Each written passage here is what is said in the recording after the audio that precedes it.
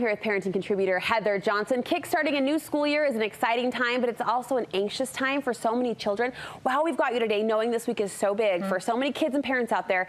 Advice for those back-to-school jitters, what we can do on the parenting front to help calm them down. Sure. Okay, a couple of things. The first thing is we're going to actually look at our kids and say, what are you nervous and worried about? Ask them. Heaven forbid. Heaven forbid. We look into their little faces or their big 16-year-old, way taller than us faces and say, hey, buddy, junior, senior year, what's on your mind? What do we got? Now, what's really important is once we ask, we've got to actually validate it, not dismiss it. Because here's what we do. We ask as a parent, what are you worried about? And then we follow it with, oh, you know what? You'll make friends just fine. Don't worry about it. And we go right back to what we were doing. We move on. So we got to hear, oh, you're worried about making friends, and we got to validate that that's a big deal to them.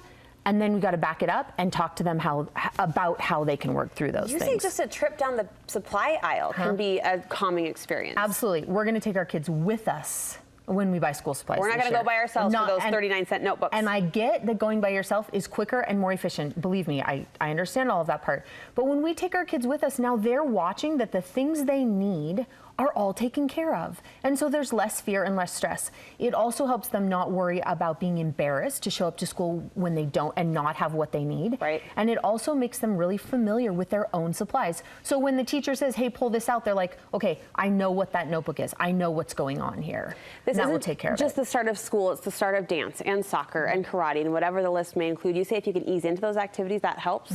Start extracurricular activities 2 weeks after school starts. And again, give or take a day or two. But if we can help our kids ease in. I like that. In 48 hours, we say, go to school, go to dance, go to football, start piano, start violin, and be here for family dinner every night. And they're just like, oh my gosh, I don't know what to do with all of this. Start them in school. 2 weeks later, let them start those extracurricular activities. Talk about support, and if you can, start the school schedule early. Yes, so the school schedule, again, ties with kind of what we hear a lot, which is 2 weeks before school starts, or if it's tomorrow, start tonight, start wherever you're at.